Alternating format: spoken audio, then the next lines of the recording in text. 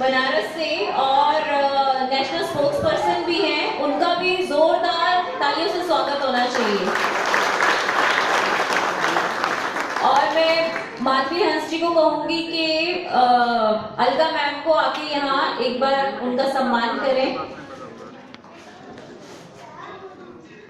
माधवी जी आप स्टेज पे आ जाइए।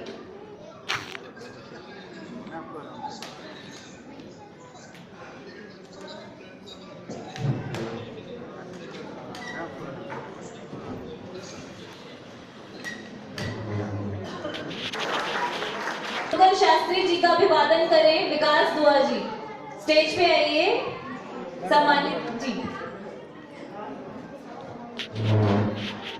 तालियां बजती रहनी चाहिए। अब मैं मैम को कहूंगी कि वो कुछ शब्द आके अपने यहाँ रखें, आपको मोटिवेशन भी मिलेगी और उससे बहुत कुछ सीखने को हमें मैम से मिला है और मैं चाहती हूँ आप भी वो ज्ञान जरूर लें। धन्यवाद।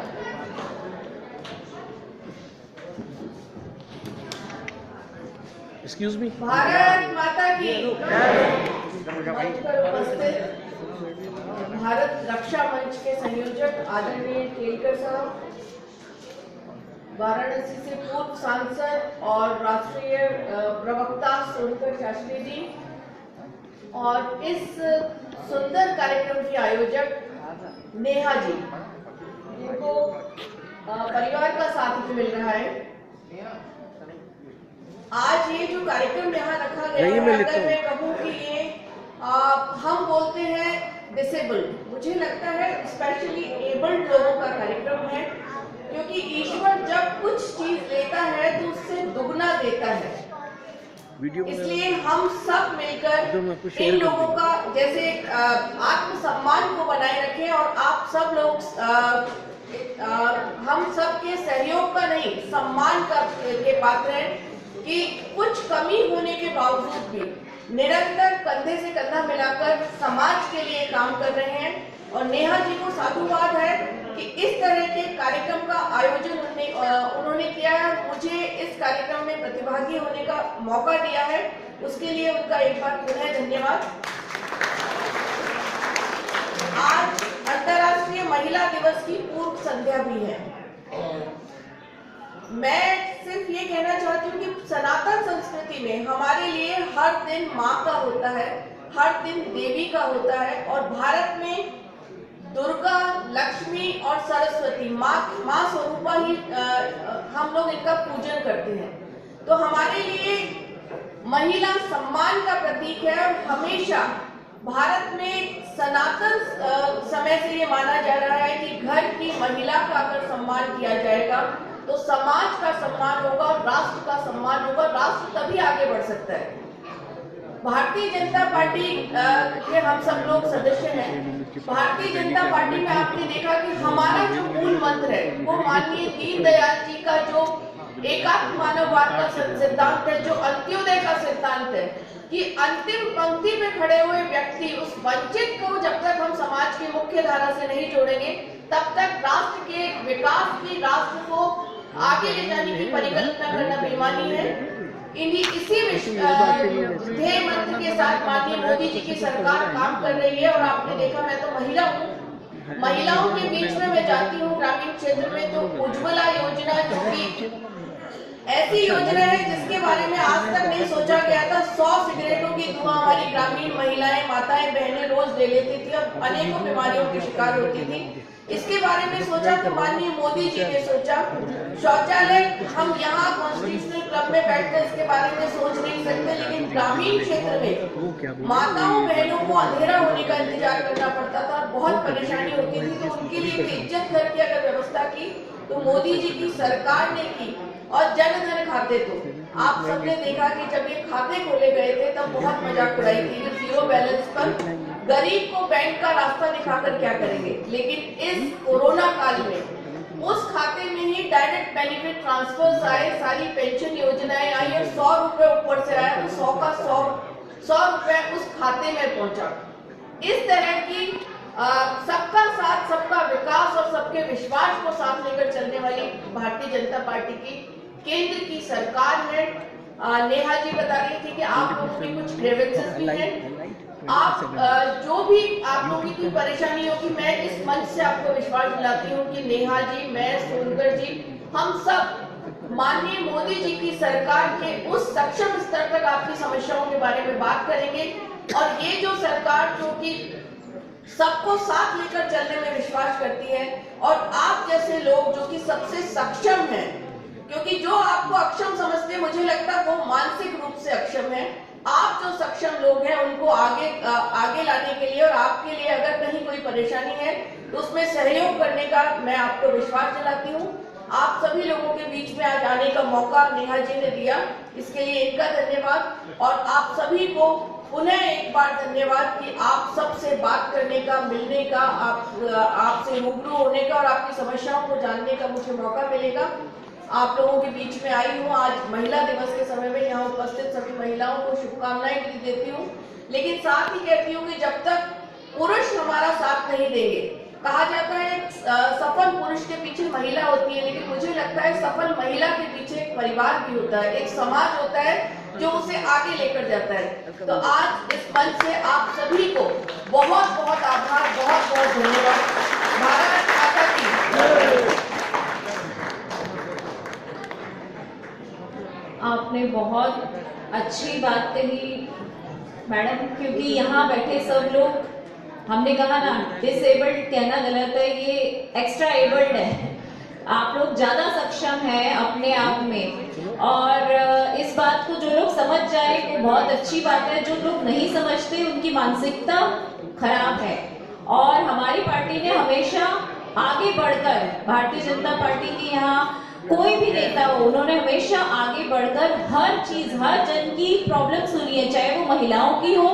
जैसे कि अभी मैम ने बताया कि ये गैस जो है उज्ज्वला योजना के तहत कितने गैस जो है घर में आए, और उससे पहले क्या होता था, लोग अपना आंखें धुएं से अपनी आंखें और फेफड़े खराब करते थे। जो गांव के लोग हैं वो तो आज भी वहां पर, अब नहीं होता, लेकिन आज से 4 साल 5 साल पहले वहां पर लकड़ियां जलाकर ही खाना बनाया जाता था। तो इस बात को हमारे प्रधानमंत्री जी ने बहुत गहराई से सोचा।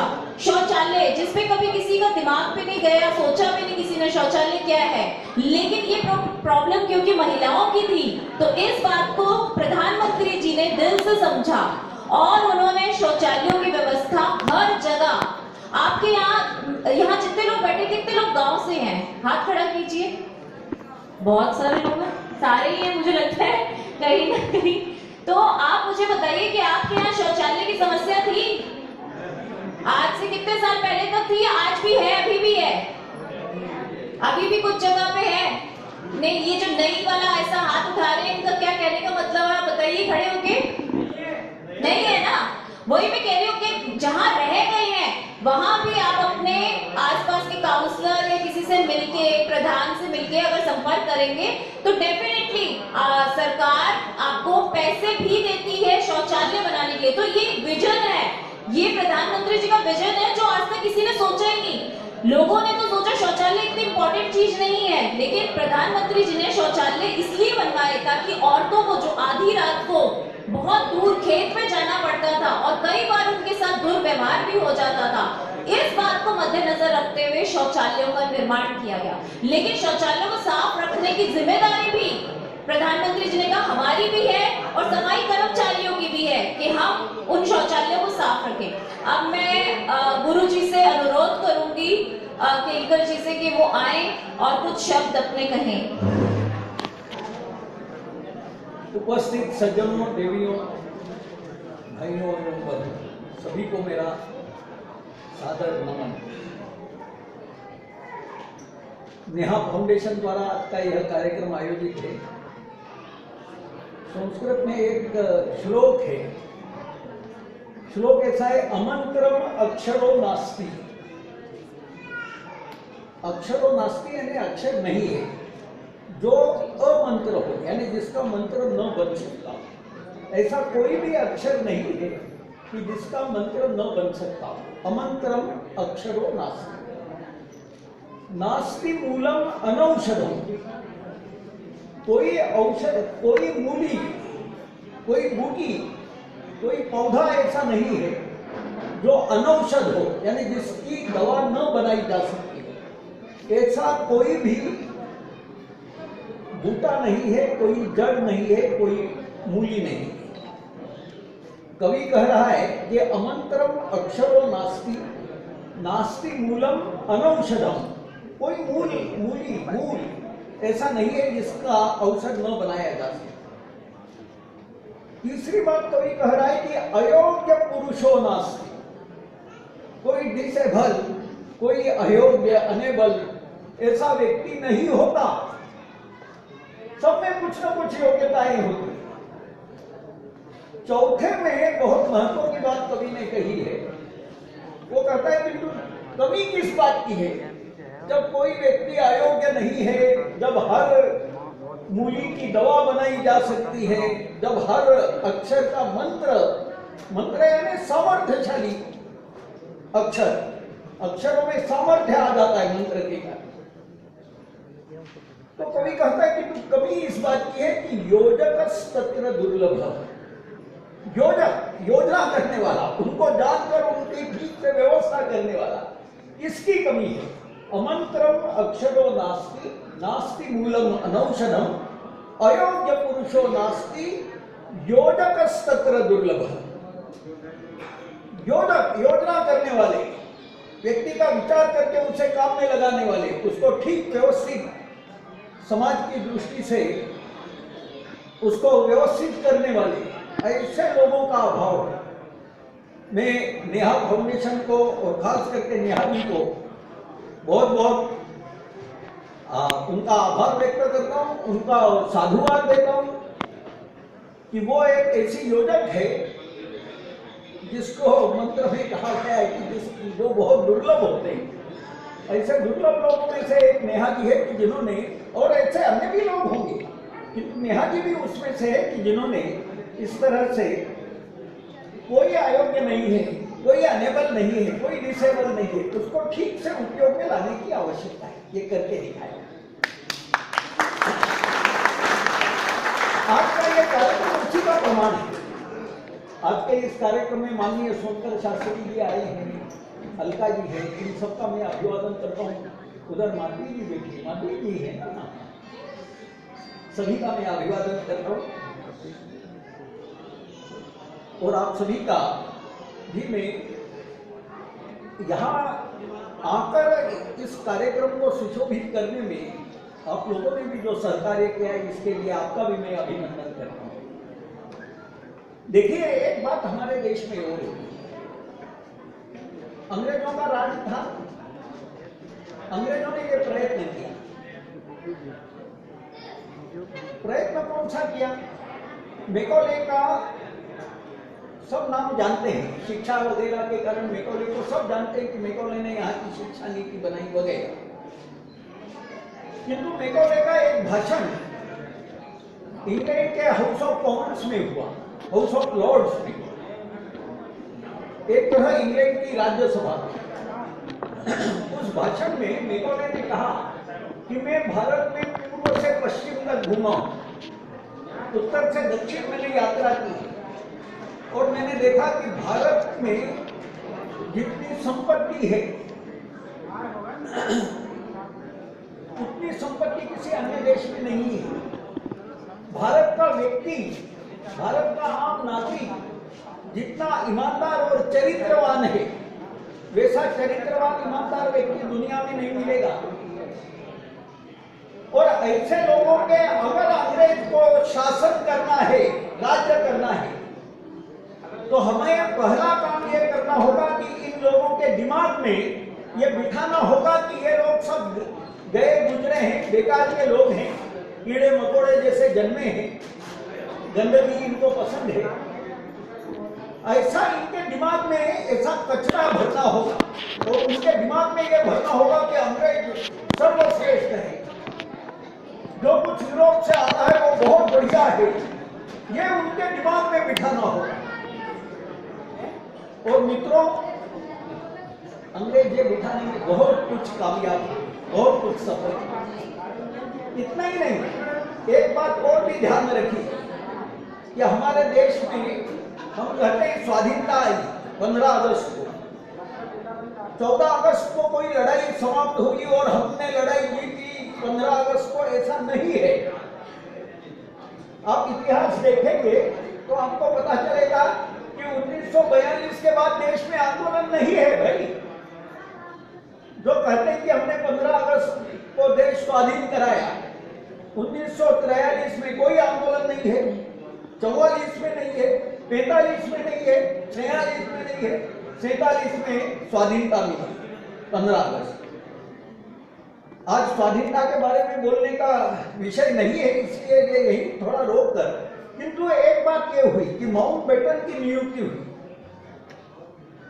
फरवरी 1947 में इंग्लैंड के हाउस ऑफ कॉमन्स में, इंग्लैंड की लोकसभा में उस समय के प्रधानमंत्री एटली ने एक घोषणा की। यह घोषणा भी यहाँ के इतिहास में कई बार बताया नहीं जाता है, अधिकांश लोगों को पता भी नहीं होगा। मैं बताता हूँ क्या घोषणा की। एटली ने घोषणा की इंग्लैंड के हाउस ऑफ कॉमन्स में कि जून 1948 तक भारत के लोग अपनी सत्ता संभाल ले, अन्यथा जिस स्थिति में भारत होगा उस स्थिति में भारत को छोड़कर ब्रिटिश हुकूमत वापस ब्रिटेन चली आएगी। यह घोषणा इंग्लैंड के प्रधानमंत्री की। हमारा कोई आंदोलन नहीं है, तब तक आंदोलन है सेना का।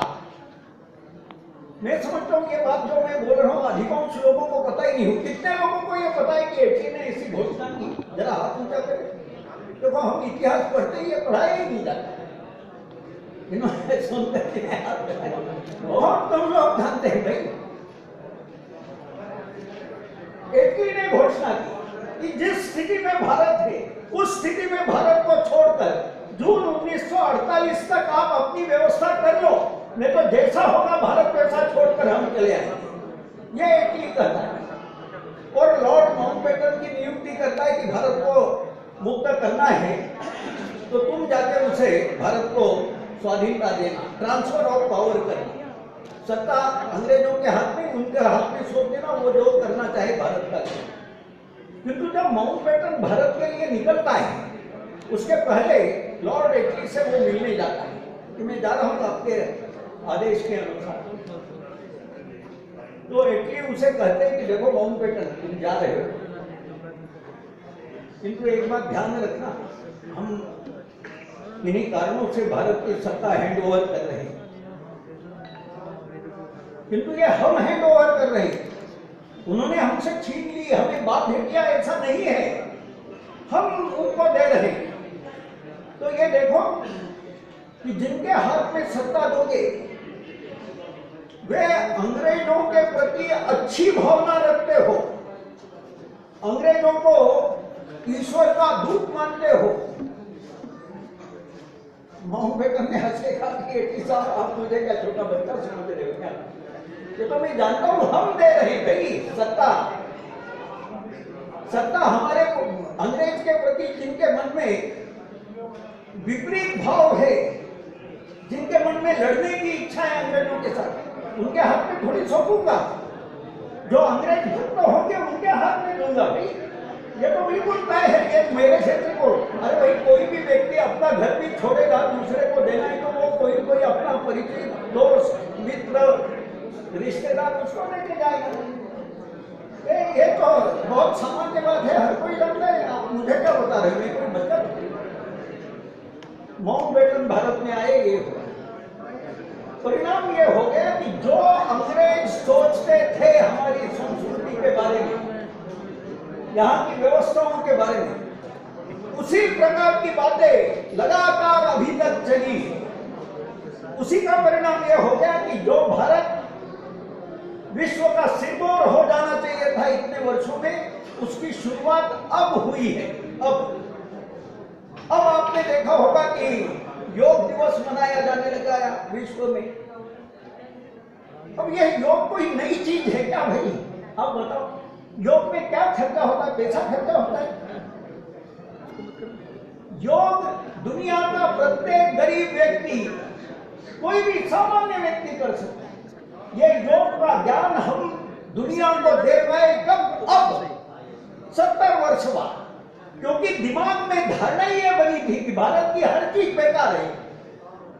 अंग्रेज कहते ही थे, चर्चिल कहा करता था इंग्लैंड का प्रधानमंत्री, India is not a nation, it is simple population. ये तो केवल लोगों की भीड़ है, कीड़े मकोड़ों जैसे। हम भी ये मान के, हमारे यहाँ के नायक राजनीतिक बड़े बड़े लोग भी यही मानते रहे कि भारत में ऐसा ही है कि भारत का स्वाभिमान नष्ट करने का प्रयत्न, भारतीय संस्कृति नष्ट करने। उसी में से एक बात ये भी हुई, भारतीय संस्कृति जिसे मिली जुली संस्कृति करके एक तरह से भारतीय संस्कृति जो मानव संस्कृति है, जो वैदिक संस्कृति है, जो आर्य संस्कृति है, जो सनातन संस्कृति है, जो हिंदू संस्कृति है, उसको जानबूझ करके मिली जुली संस्कृति, कंपोजिट कल्चर जैसा बेवकूफी भरा शब्द प्रयोग किया गया और उसके कारण ये बात ही बदल गई।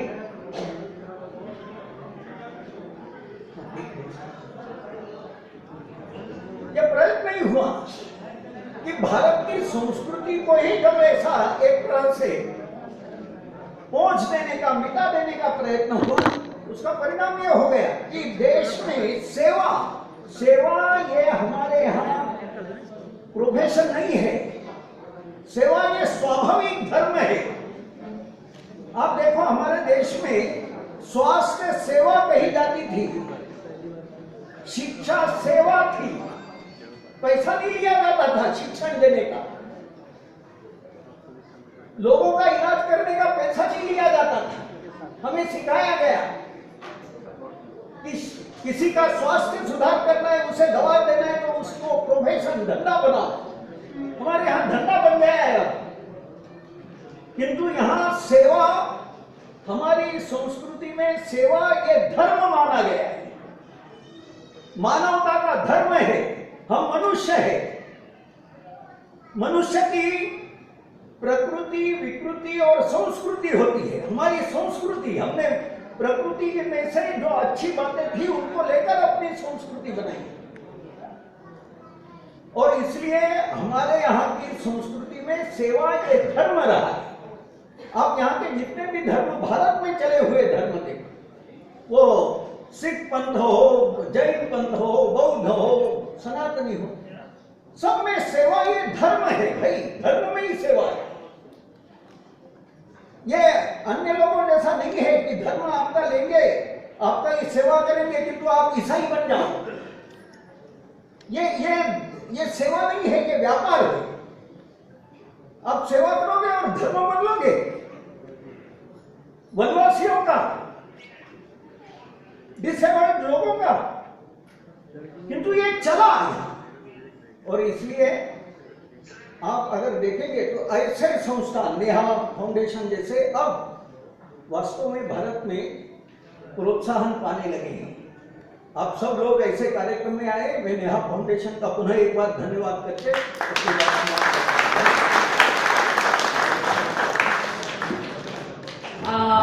मैं अब चाहती हूँ हम सारे खड़े होके एक बार मैडम और गुरुजी और सोनकर शास्त्री जी सभी आ जाइए लेफ्ट लाइट विंग के लिए। माधवी जी आप भी आएंगे या आज आप भी